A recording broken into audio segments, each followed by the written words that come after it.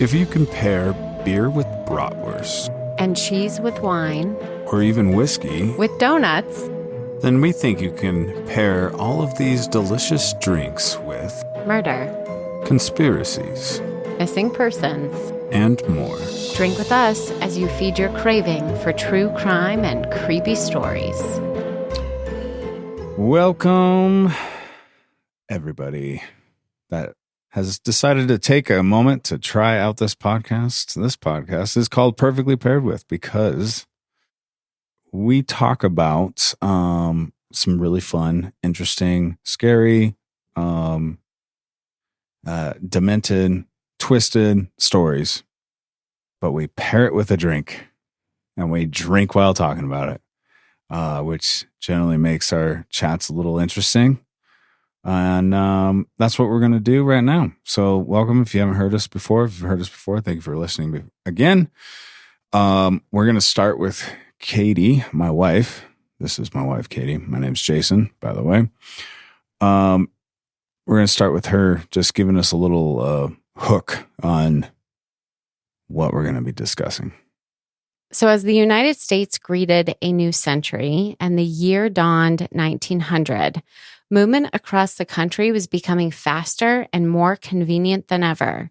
Trains sped across the entire length of the United States as the most common form of long-distance travel.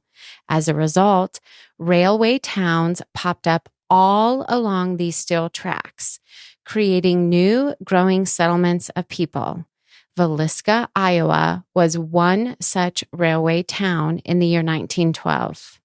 On a Sunday evening in June that year, the Moore family and two visiting friends returned home following a special church service, and after enjoying some milk and cookies, all 8 people turned in for the night.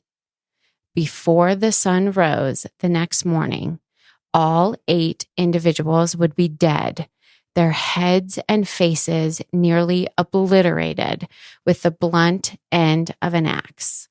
This event would change life in Villisca forever, and yet no one has ever been convicted of one of the most horrific crimes in Iowa's history. And that isn't for lack of trying some very interesting suspects, including a state senator, a traveling minister, and possibly one of America's first serial killers. Wow. All right. I feel like I say this at the beginning of most, outside of the big stories that we do that everybody knows, Charles Manson, John Bonet. John Bonet. I was like,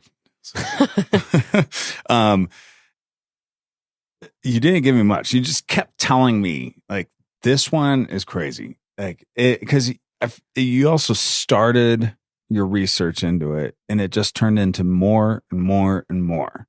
Yes. And you did a great job of not like giving me much, except for you gave me some ideas, but there was one that stuck to me the most, and it was the area. But in this case, like, I am not ashamed of going with a drink from the area at all, because it's Iowa.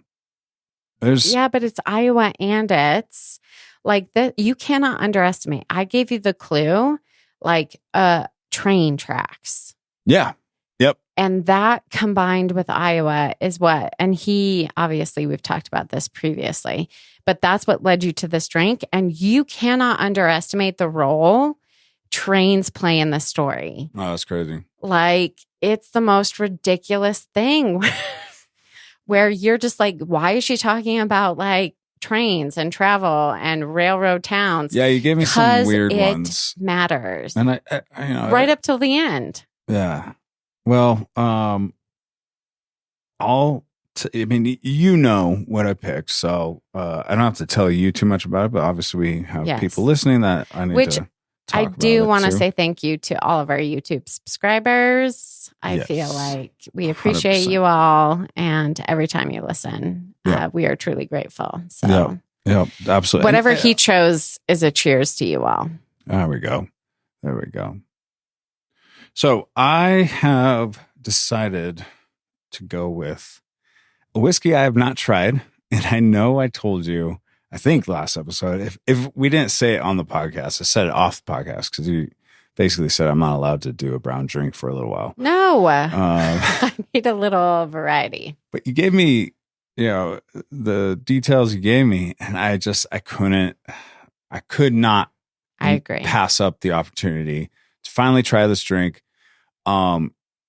There is an Iowa distillery called Cedar Ridge Distillery that has collaborated with one of my favorite hard rock bands ever.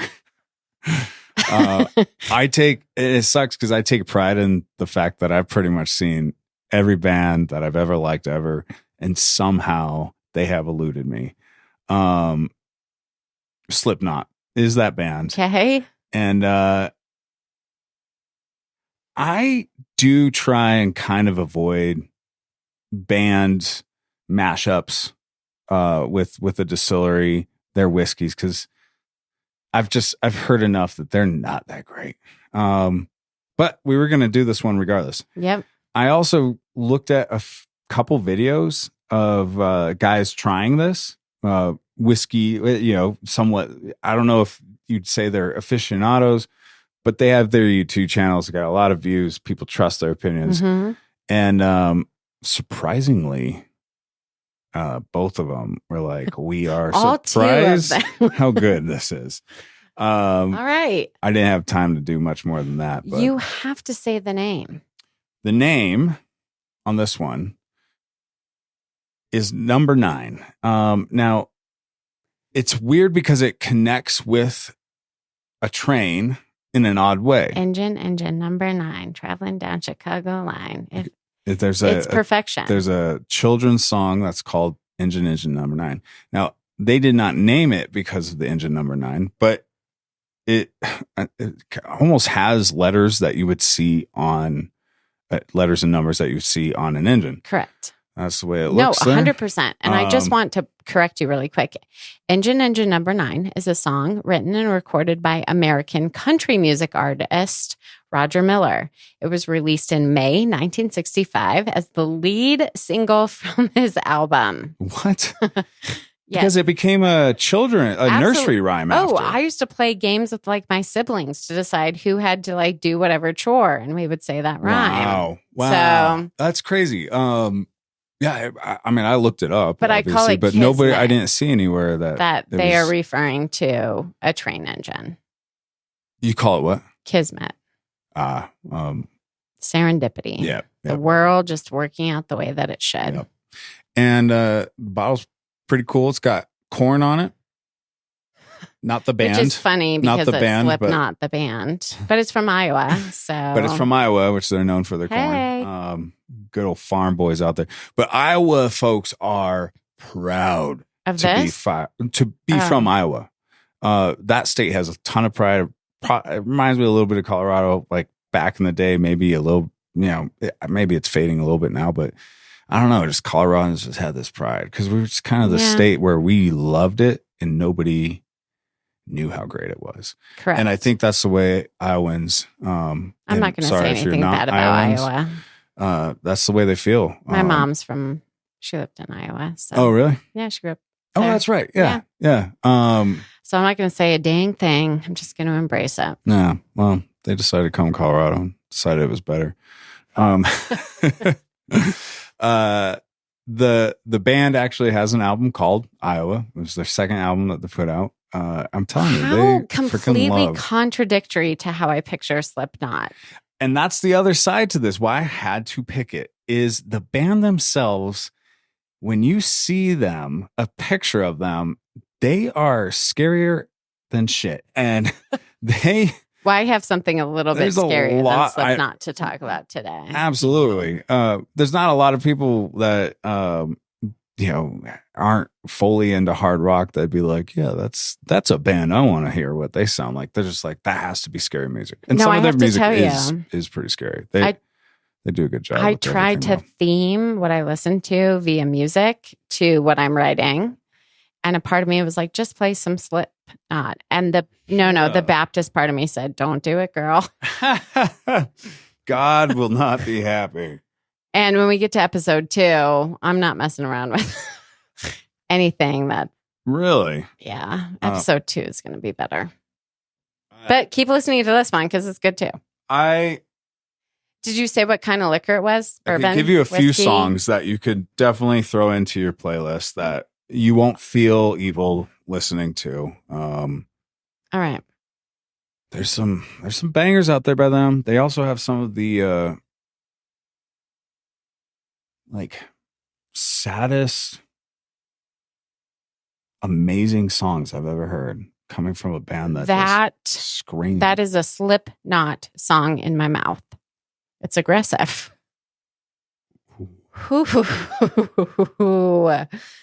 It gets me. Funny, does it?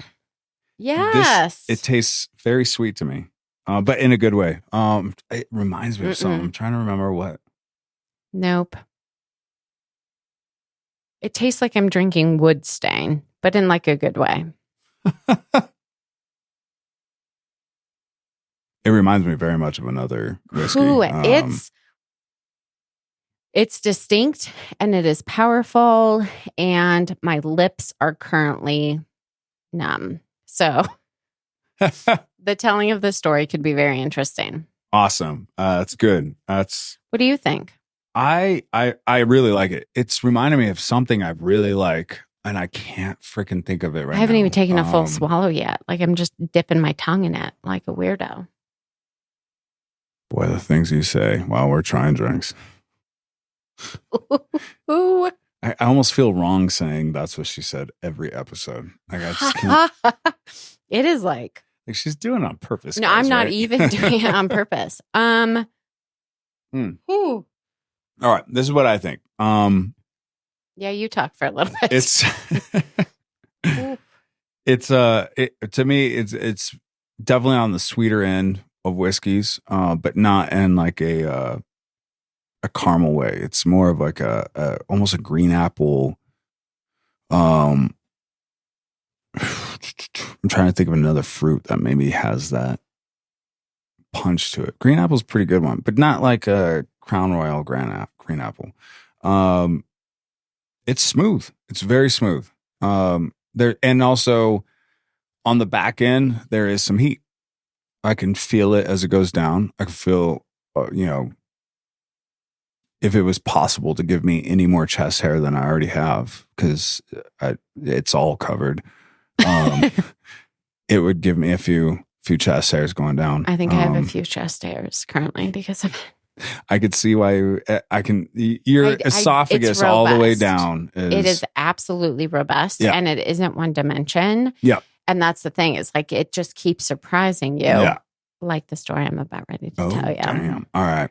So I will say a drink that comes from a band called Slipknot from Iowa named Number 9, which just alludes to a train, is perfectly paired with a story that takes place in Iowa, and the presence of train tracks cannot be ignored. So the railway town of Villisca is located 100 miles southwest of Des Moines, Iowa. Josiah Moore and his wife, Sarah, their 4 children, Herman, who is 11, Catherine, 10, Boyd, 7, and young Paul at age 5, called the Villisca home, along with another 2,500 residents in the year 1912. Josiah Moore was a prominent businessman and was very, very active at the Presbyterian Church where he and his family attended. In fact, on the evening of June 9th, the Moores took part in a special evening program at their church called a Children's Day Service. Now, this service was a program to celebrate the end of another Sunday school year, and the Moore children, along with 2 young friends, Lena and Ina Stillinger, were among a group of kids who performed for the congregation.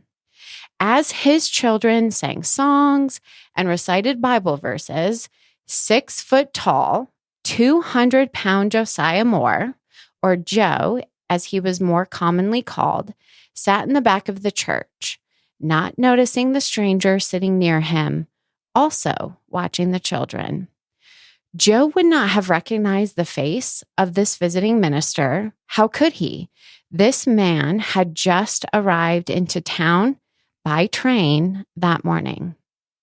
That evening, the Stillinger sisters, Lena, who was 12, and Ina, who was 8, were supposed to walk to their grandmother's home after the service, where they were to stay the night. However, when the churchgoers began to leave, the social mingling, which took place after the service at around 9:30 p.m., the streets they headed out into were completely dark. The street lights that night had failed to turn on. So 1912, when did they start having streetlights? I mean, I know they had prior to 1912 candles and like different torches, whatnot. But the way you made it sound is they're definitely electric. When did Edison make the bulb? Those are really, really good questions. The only reason I ask is because they had lights in 1912. They were incredibly dim and not very powerful, but they did have street lights in 1912. Okay. Because I'm just wondering, like, well, how sophisticated are these They're not. lights? And that's probably a common problem back then. Well, no. Apparently, there was a dispute going on between the power company and the Villisca City Council, resulting in the ominous darkness, which was only compounded by the cloudy night sky, which blocked out most of the light from the moon. So capitalism was strong at work there. We're like, you guys, you don't want to pay our price? Then walk home in the dark, suckers. Now, when it was clear that the Stillinger sisters were scared to walk along the dark road by themselves, Joe Moore called their parents, who were very wealthy farmers in the community, to ask if the two girls could simply come home with them instead and stay the night with the Moore family. So the Moores and their 2 house guests walked the 3 blocks to their old white frame house located at 508 East 2nd Street. They were just little girls? 12 and 8, okay. I think I said. Yeah, I just want to make sure there wasn't like an adult too. No. Just like... There, before turning in, the group snacked on some cookies and drank some milk and then went to bed.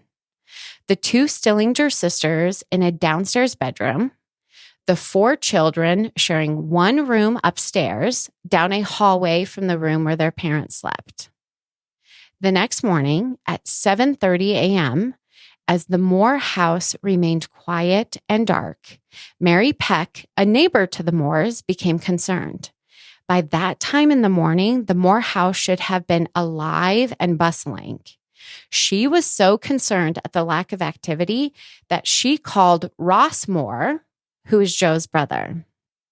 Everybody knows what I'm about to ask. When the hell was the telephone invented? Now, we're going to talk about the telephone later and how they worked during this time, but we're going to just put a pause on that. In response to this call, the first thing Ross did was call Joe's hardware store. And after learning that Joe never arrived at work that morning, Ross Moore immediately headed over to his brother's house. Okay, so Ross Moore is the neighbor? No, that's Joe's brother. How did he know there wasn't activity there? Mary Peck, the neighbor. Which I just picture her as like this skinny with like a long neck woman who just can't mind her own business. And for once, her like obnoxious need to like observe her neighbors actually did some good. She was probably lovely. Look, that's how I picture her. I'm going to judge her that bad. You have no idea how much I watch every freaking house. All right, Mary Peck. Call me Peck. So she, just out of observance of looking out her window, is this like a kind of a small suburban neighborhood, or is it acreage? No. So the Moores live close to the town center. They're like 3 blocks. There's like a bunch of churches. Yes. But when I was reading, it's like life in Iowa started at like the crack of dawn. People were awake. They were headed off to work. They were handling whatever they needed to handle. So the fact that there was no movement at the Moore house, I mean, they have a 5-year-old. We have a 5-year-old. Yeah. By that time And in if the you're morning, all going- somebody is moving. And the insulation isn't really a thing. So Peck's probably actually hearing them do Well, like she didn't hear 5-year-old anything that going crazy and mom yelling like, "Hey, get off the table." Yeah, no, all right, that makes sense. She was alarmed. Yeah. So Good neighbor. at Good around 8 a.m., Ross, Joe's brother, arrived and using a key in his possession, opened the door. Now, Ross entered the main level, and as he approached the downstairs bedroom, he absolutely saw the bodies of the two Stillinger sisters laying in the bed, not moving, covered from head to foot with a sheet. He also noticed that there was blood on the headboard. Now, immediately, Ross retreated from the house without searching any further. Yeah, he's horrified. Nope. He noped the F out of there. Yes, I picture him walking backwards. No. Moonwalking out of there. That's a comedic way to put it. He definitely probably started crying and tripped up the stairs as he went and knew, he just knew. Like, there's nothing good in that house right now. Well, then Ross called Joe's hardware store for a second time that morning to ask Ed Seeley, an employee, to find Marshall Henry, Hank Horton, and tell him something terrible had happened at the Moore home. Why does Henry have Hank as his nickname? So everybody that's not going to watch a video, which I know we're behind our videos, they're coming out though. Katie put in quotations Hank. All of these names. I want to know what was happening in like the early 20th century, why none of their names could just be their names. Like, I had the hardest, just keep track. Did you ever go through a phase where you wanted a different name? Yeah, I wanted my name to be Katie with 2 E's instead of an I-E. And then I felt really bad for the I and I couldn't let it go. Oh my gosh. If you didn't think I could get any cuter. Your name alone is one of the stupidest of the, like, let's make our Katie, who has the most like used woman's name outside of a few others, special. And what would you want your name to be if you weren't Jason? I went through a phase where I really wanted it to be Zach. Because of Saved by the Bell? Yeah. And also Stop. Saved by the Bell definitely started it. Power Rangers was also another like but what was the Green Ranger's name? His real name was Jason. I wasn't allowed to. And then there was a Power Jason. Rangers. Whatever the Green Ranger's name was, I really wanted it to be that after.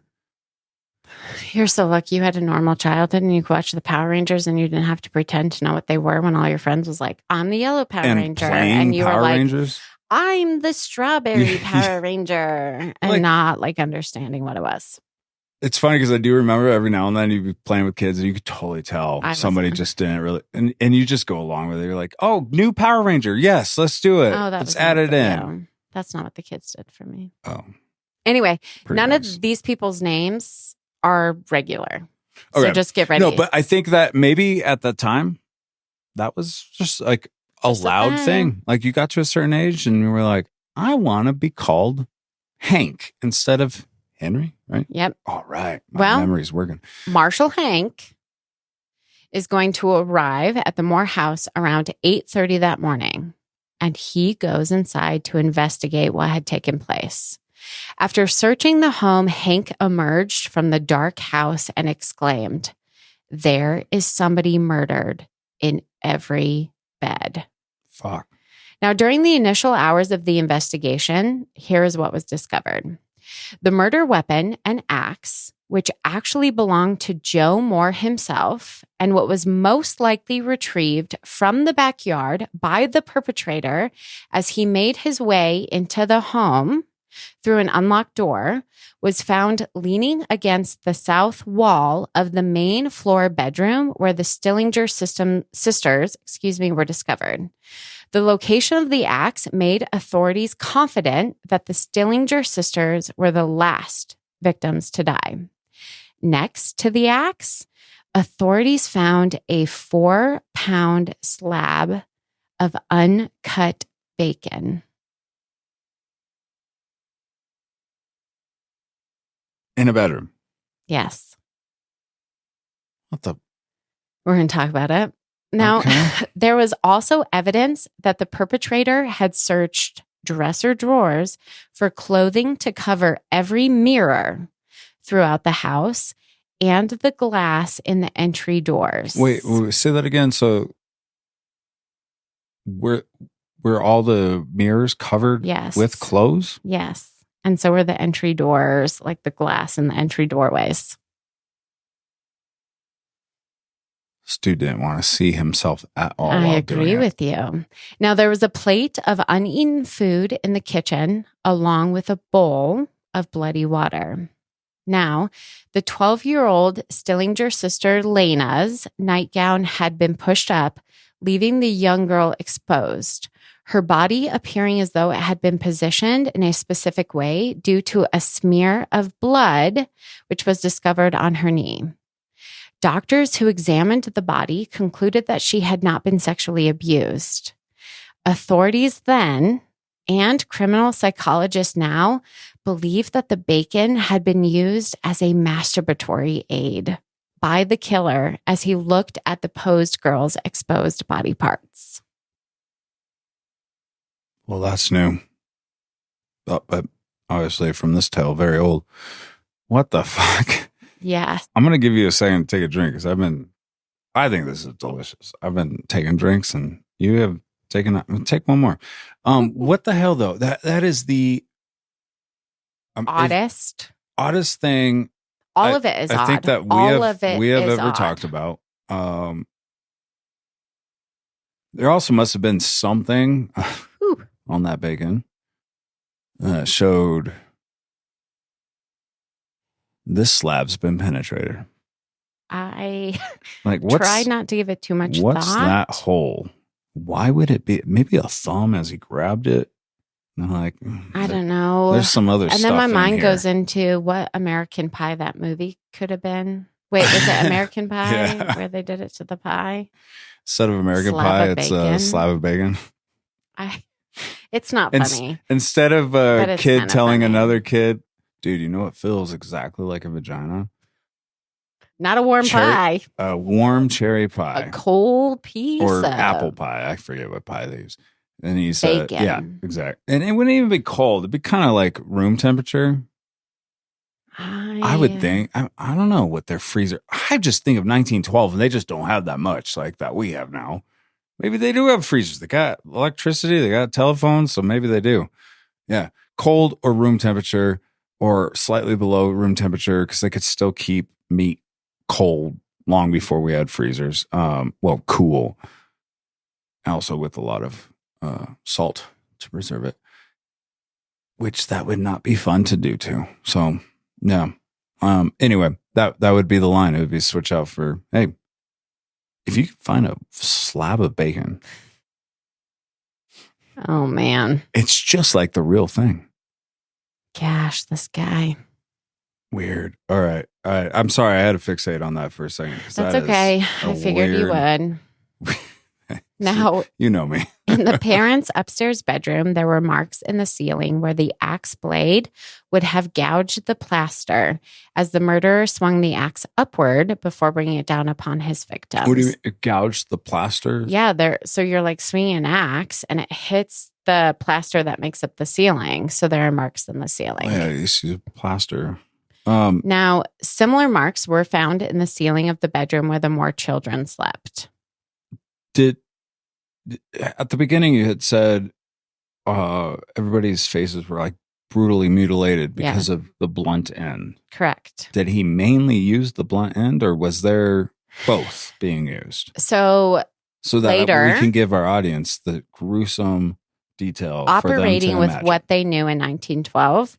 They're saying he used the blunt end. Now, this axe had belonged to Joe Moore, and the blade itself wasn't very sharp. They recognized it as Joe's blade because it had a chip out of it, and it was actually used to break up coal. And so it wasn't incredibly sharp in and of itself. For the furnace. Yes. Yeah. And so in my mind, I think maybe he just used the blunt and because the sharp end wasn't really that sharp. But in our second episode, which we will get to next time, this group of people recreate this crime using technology. And there is one victim that does get the sharp end of the blade, but I'm not going to tell you until I can't wait to we get there. I completely disagree with you on why he would use the blunt end. I think it's even more just like the slab of bacon being just so fucking psychotic. I think the blunt end is the same way. I mean, you kill somebody with blunt end, if anything, and he chose not to.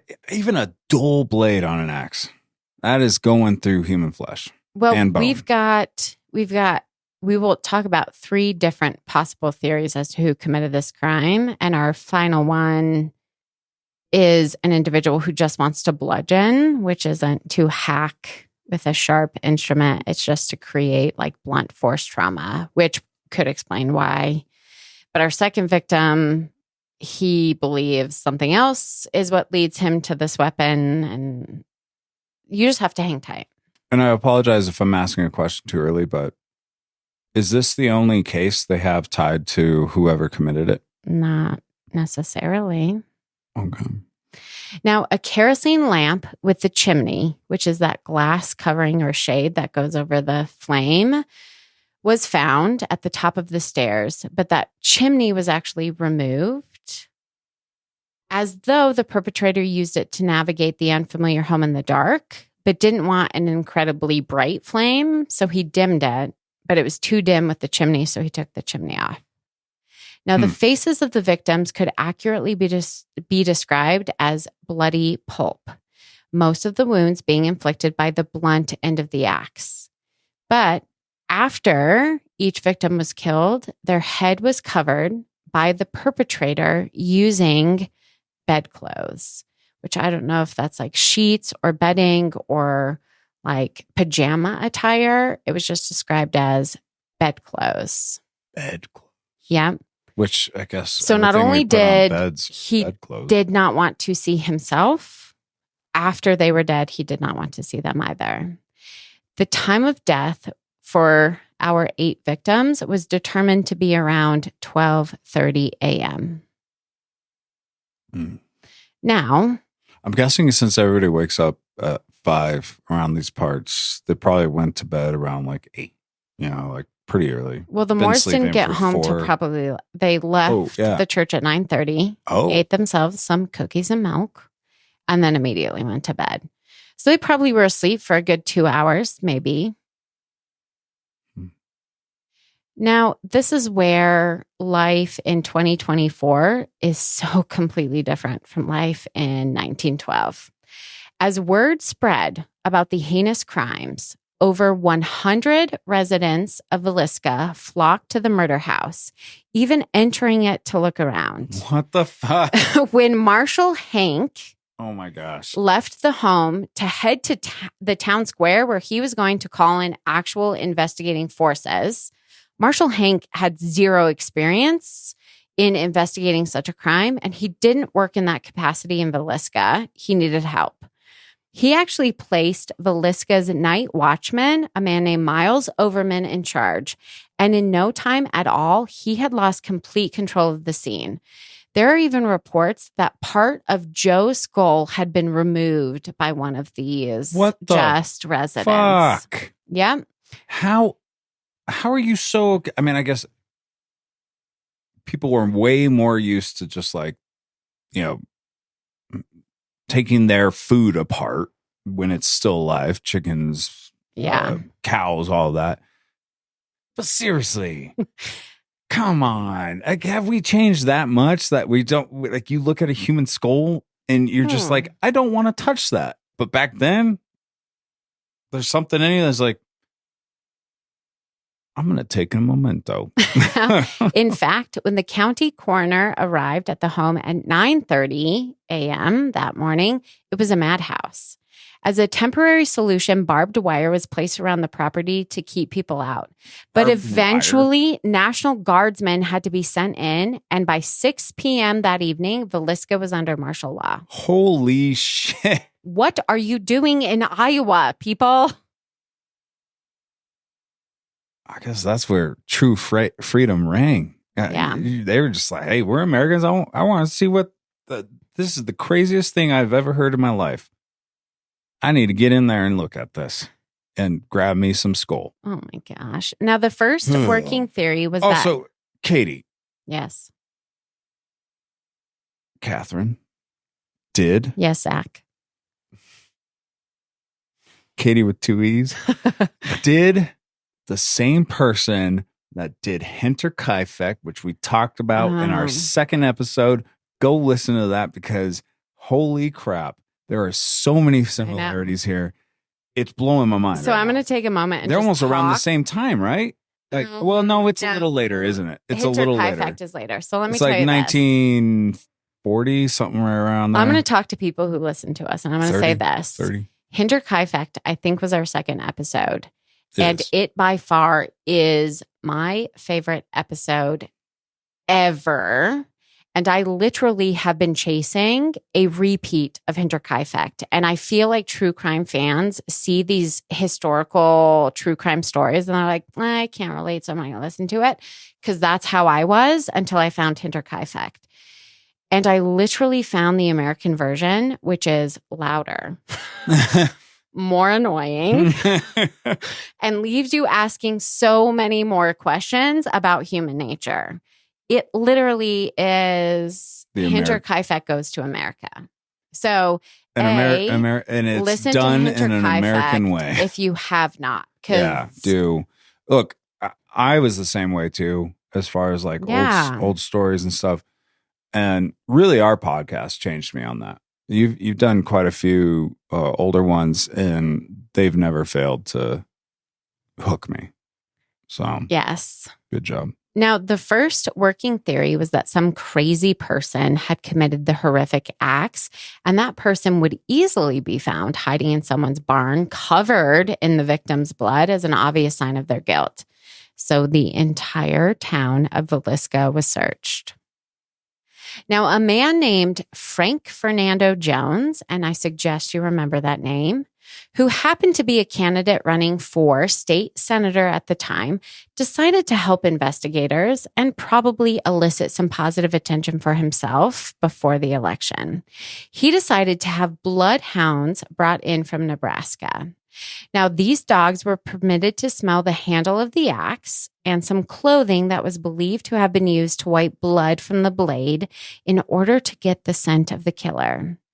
As the dogs moved to follow their noses, 1,000 people, mostly on foot, some on horseback, and even a few in automobiles, followed them. Now, the dogs... That scene. Could you imagine? It's like crazy. Could you imagine a movie? Our movies now, you know, you wouldn't great cinematography. if they did it. It pulls into. It starts with the front nose of a hound dog, and starts pulling out, and it goes higher and higher, and you see 10 people behind, 20 people. 30, and it pulls horses so far up that you see an amount of people that would go to see a good band play. Yeah. Now, the dog's first stop was actually in front of Frank Jones's own residence, where they briefly paused before proceeding out of town, stopping at a river where the dogs seemingly lost the scent that they were following. Now, it was along this riverbank that investigators did locate several items. These items included a bloody handkerchief and old clothes, along with several sets of footprints. But nobody could determine if these items were even related to the axe murders. You see, since Villisca was a railway town, hundreds of individuals traveled through and into and out of Villisca on a daily basis. This resulted in a pretty significant hobo or homeless population who often camped by the river. Not to mention, any of these items could be connected to the countless fishermen who often fished along that waterway. So the bloodhound seemed to produce no real clues, let alone any viable suspect. I don't know if I were to study this now, and try and, solve it in some way, I would take what these dogs did very seriously, because we still use dogs to figure it out. That's how, like, science hasn't been able to say that is a illegitimate way to go about finding clues. Yeah. And the fact that they brought the scent to that place, okay, you got a bunch of hobos and stuff, but it does say, to me, that says whoever did this, that's the route they took. And he was washed by the river. Now, another part of the investigation was focused on detaining every stranger and every non-white individual with a 10-mile radius of town. But those tactics never helped investigators find the crazed perpetrator they had been so confident that they could find. And there's details like that where you're just like, oh yeah, it's 1912. Which is 50 years removed from the Civil War, 40 years prior to the Civil Rights Movement. And this isn't the last time we're going to see in this story that preconceived notions about minority populations affect the outcome of judicial investigations. Thus, one of the greatest books ever written. Yes. To Kill a Mockingbird. Correct. Now, this is my favorite. I just can't handle it. The next investigative move was to call in an expert on fingerprints. This man's name was M.W. McClurry. M.W. McClurry. Now, McClurry arrived in Villisca the Tuesday morning after the murders by train. However, he was in no state to be taken to the scene of the crime. Apparently, he showed up absolutely schnockered. Just drunk. You're going to have to remind me. Who is this guy? Is he just a regular dude? He's He a just showed up. fingerprint expert. Fingerprint. Brought What? in. They had fingerprint experts back then? What? They had automobiles and electricity. I need something that helps me like imagine this in a different age than what we're in right now. Nope, Jeez they Louise. did. All right. Now- A finger. Wow. Well, after McClurry sobered up and had time to look I through the love that crime he's a scene. drunk though. That's Or it was he's- his first time on a train, and he was like, "What? I will take one absolutely. please, He's like, please." every time I'm on a train, I need alcohol. I hate the movement. I freak out. I hate being in a small box. Anyway, or- he was drunk. Or there's not many fingerprint experts, and he is just way too busy for anything. And he's like, alcohol helps. So Well, he showed up. I'm going to do this. He showed up wasted. Spent some time sobering up.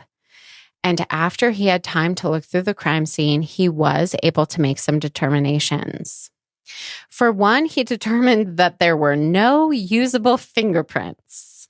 Thank you, McClurry. Thank you, McClurry. Next, he concluded that the perpetrator had to have been left-handed based on the gouge marks in the ceiling. That was decent observation. I'm guessing it hit it in a certain way consistently enough for him to be like, Based There's on only- where the victims were, yeah. right? You knew Yeah. where their heads were. Well, and if you think There's it has to this, have a certain There's angle. this. Correct. It's going to every Yeah. indent has to have a certain angle. Yeah. Our Alki McClurry came up with something good. But again, it was just not enough to help produce a person of interest or a suspect. I wonder how he started his statement. Like, look, I know I showed up drunk. And you're probably not going to believe me, but there's no I don't fingerprints. even think he cared. But you're still going to have to pay me. He's an expert on fingerprints in 1912. He was like, this is what you get. I wonder if that was somewhat of a Commonality. no. What do they call the sciences that are fringe science? I wonder if it was a fringe science at the time. When did fingerprinting know. come in? Because we had fingerprints in We need- our Mad Butcher story, and I think that was prior to this year. No. Yes. I feel like this is one of the earliest stories we've done.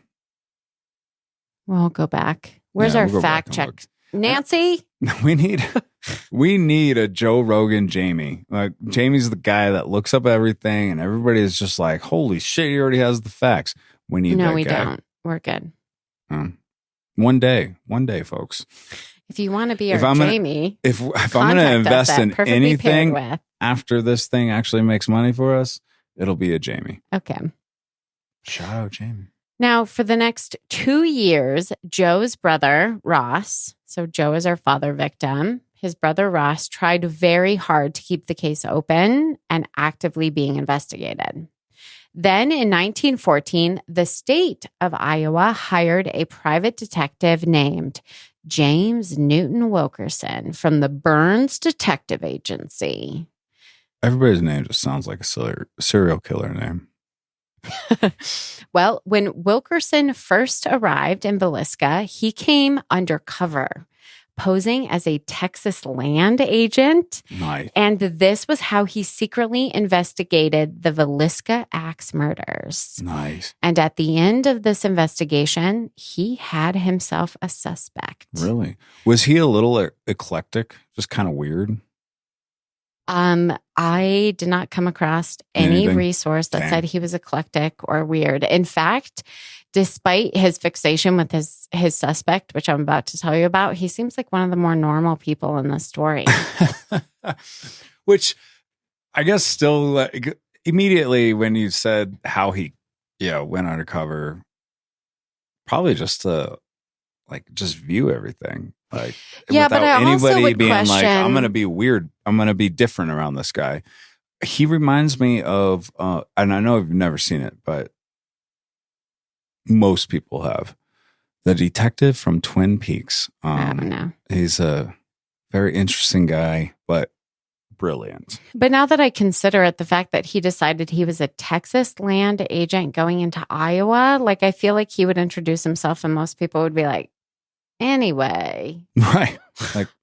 Why? Well, all right. Why are you here? But there probably wasn't a ton of whatever he was trying to be. And most people probably didn't even know whatever he was trying to be. And you throw a state in there too, and they're going to pay way less attention to you. So he doubled up on the way that people are going to perceive him at first. And he could actually see how you are as a person without worrying about a detective watching you.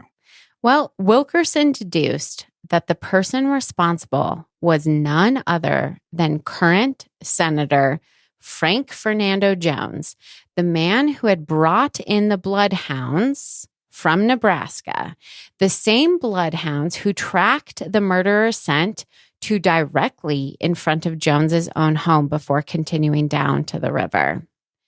That's crazy. Now, Wilkerson believed that Jones and his son Albert hired a man named, a man he named Blackie Mansfield to commit the murders with the ultimate goal of getting rid of Joe Moore. Now, like I alluded to, Blackie was not this man's real name.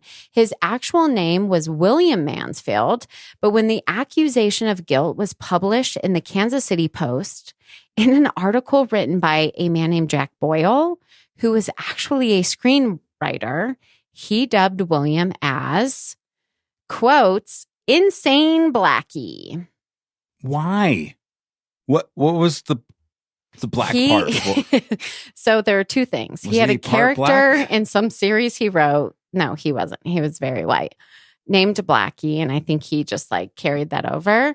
But literally, I watched this docuseries, not even a docuseries. It was a documentary. And there are people in Iowa still today who think this William Mansfield was black because of his name. And I think they were trying to capitalize on the I guess I don't know enough dislike about and distrust of the black community that people were automatically like, that guy's bad. Maybe Mansfield was super common for a black person, which kind of makes sense. Oh, Jason. So kind of does. But no, talk about it came from a story that this guy had written And I think it capitalized on What the do they? racism. What do you call it? I can't. I'm trying to get it, but it's like artistic. License? Not license, but when you're writing or when a movie comes out about something that actually happened, there's dramatization, and oftentimes you say it's like an artistic. Maybe artistic isn't even right. Damn it! I might have to take this part out because I know people don't like when you say Well, at least I'm not saying and then stopping for 20 seconds. Here it comes. Is it artistic license? I think that's maybe what it is. Maybe that is what it is. Yep. Yeah. Maybe you're right. I think there are a lot of reasons why they picked that name. But that is, it's really strange that like he's writing an article for what, like a newspaper. Yes. That you would take any artistic. Now that I'm using it like smoothly, all right. That sounds right. Well, artistic license. You have to keep listening to actually name him something that nobody Wilkerson calls him. Puts together, and he's just like, I'm Blackie for the rest of my life. Son of a bitch, fuck that guy. Now, Wilkerson's accusation of Frank Jones's culpability in the axe murders was not the first time someone mentioned the idea that Jones could have been involved. In fact, just 1 hour after news of the murders began to spread through the town, people were whispering Jones's name as a possible suspect. Really? Frank Jones had not one, but two motives for wanting Joe Moore dead. Now, first, Joe Moore had once been an employee of Frank Jones. Not only did Joe leave after working for Jones for 7 years to begin his own company, when he did leave, he took the John Deere Plow Company with him, which absolutely left bitter feelings between the two men, who were now business competitors. Wait. What do you mean by he took John Deere Plow Company with him? They did like farm equipment rentals. Mm-hmm. And so I'm assuming that when he worked with Senator Jones, they had like a contract with John Deere and they would rent or service John Deere plows. And that contract probably came through Joe. Yes. So he had the rights to it. When Joe left, John Deere was like, we're going with you, fella. Got it. Yeah. And so it created hostility, and their business competitors at the time of the murders in the town of Villisca. And it's probably like one of the most lucrative parts of the company or something like that. It took a lot of money away from him. It's a farm state. Yeah. John Deere does farming equipment. But it was, you said it's snow removal. No, they said plows, but I think that can plow anything, including like debris and maybe that's what they called themselves in 1912. You may even call like what picks up corn and like shoots it out. You might call that a plow. I don't know enough. We could ask my brother whose dad was or grandpa was a farmer in Fort Morgan. No, we don't ask our brothers. But we don't. We've established that a few times. The second motive I find even more compelling. It had to do with Frank Jones's daughter-in-law. Jones's son, Albert, was married to a woman named Donna, who is not exactly the most faithful of wives. Okay, so just Senator Frank Jones has a son. Yep. Albert. What's the farmer, the employee that died? Joe. When you say Jones, Joe, very close. Well, it's like when I coach my football team and all the kids' names starts with J, get very confused. So Jones, the mayor, his daughter, or the senator, has a son named Albert. And is he a state senator or is he state, not federal?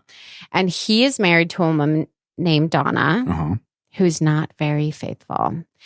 In fact, it was common knowledge that at the time of the murders, Donna was receiving calls from several gentlemen who were not her husband.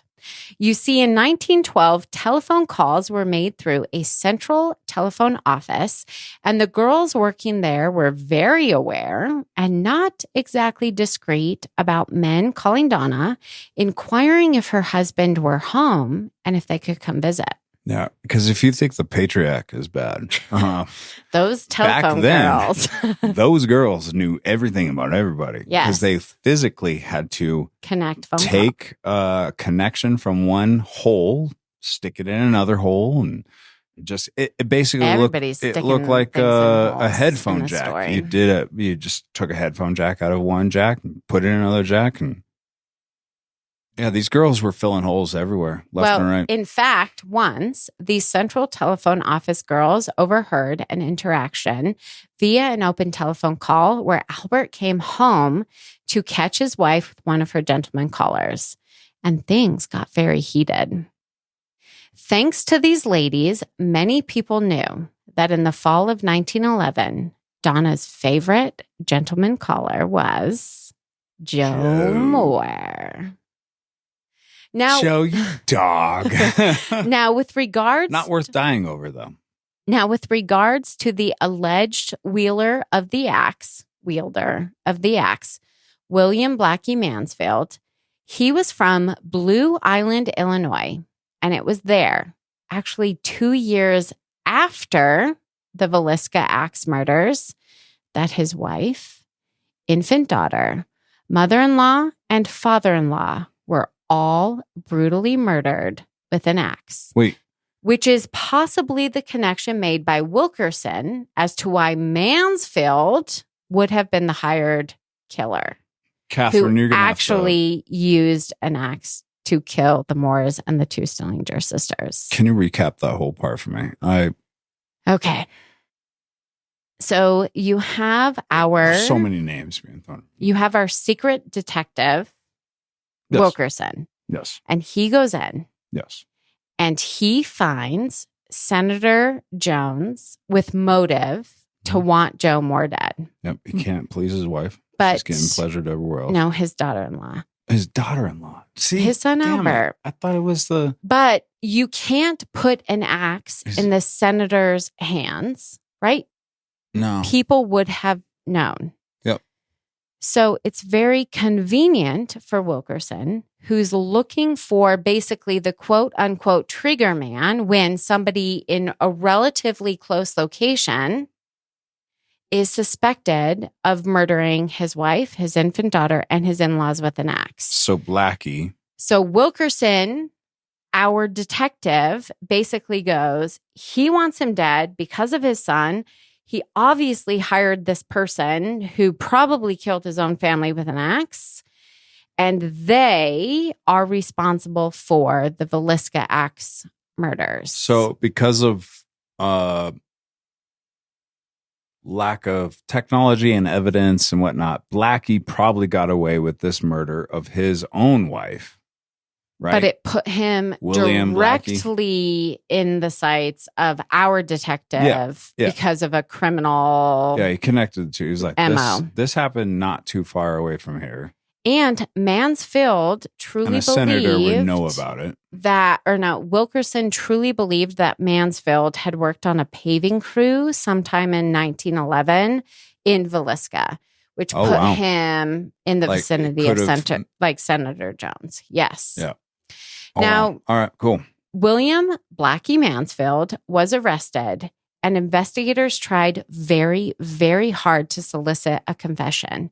At one point, they even allegedly hung him over a river by his ankles. That was going to be my first question. Like, what were they allowed to do back then? Because that definitely has been changed. Mansfield maintained his innocence. A grand jury was convened, and in the end, they decided not to indict Mansfield. However, the grand jury may not have been the impartial group that should have been. One member of the jury was directly connected to Senator Jones. That's crazy. So, I have one question, and maybe your mind went here. I just want to know what you think. Why did Mansfield? That's our detective's name. No, right? Wilkerson. Son of a bitch. I told you you're not going to get them right, so you already did that. Names. No, I shouldn't use names. I'll just use the detective. Is that a pronoun? Pronouns? No, it's a title. Title? Yeah, what do you call that in the English grammar language. Title. No way. That's not. That is not a part of grammar. All right, ask It's your either question. noun or pronoun. Anyway, the detective, Wilkerson. There we go. Why didn't he suspect the son who's getting cheated? Oh man. From what I recall, just like a general takeaway about the son, I picture him as just like a pudgy, stupid, not even capable of accomplishing anything type fella. I wanted this. And then he just had this dad who was like, your wife's cheating on you. We have to figure this out. It's embarrassing. I wanted Type man. the senator to be it. Really, I did. Because I love, like, I know, but politicians. this is we our all first know suspect. Politicians So pull power and do different things. But,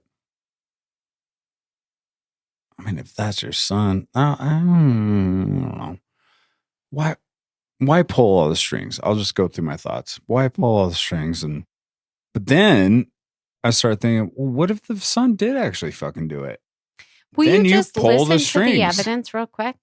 Because it does sound like there. All right. This is a good way to go with it. So our first suspect accused of killing the 8 in Villisca was released. Now, Frank Jones, in response to our secret detective Wilkerson's accusations of his involvement, decided to sue Wilkerson for slander. So in the year 1916, 4 years after the murders, the trial against Wilkerson for slander took place. But it quickly morphed into more of a trial about Senator Frank Jones's involvement in the murders. Wow. Now, It wasn't about his name being changed to Blackie, which I would have been pissed about more than anything. At this point, Mansfield... Everybody call me Blackie now. Mansfield isn't a part of it. Senator Frank Jones is furious at the detective for saying he was involved. Jones is suing our detective. I'm sorry, people. I've had some whiskeys. I know. And, you just need to listen now. And also, before we started recording, I had a few before because I was waiting for my wife to come home so we could record this podcast. Now, Wilkerson's county lawyer, whose name was W.E. Mitchell, who literally was the 20th century version of Johnny Cochran, he was very, very smart. Wow.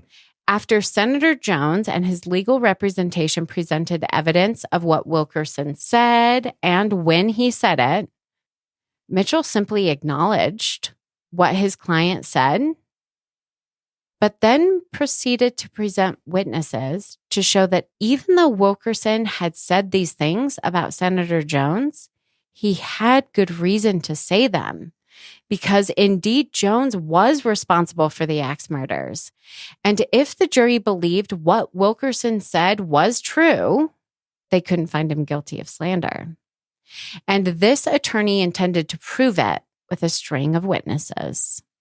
One such witness was a woman named Vina Thompson, who testified that she, along with her husband Elmo, I know, saw a small gathering of men in the woods near the old slaughterhouse, and that one man with whiskers withdrew some money and stated that he wanted to get Joe Moore, out of the way.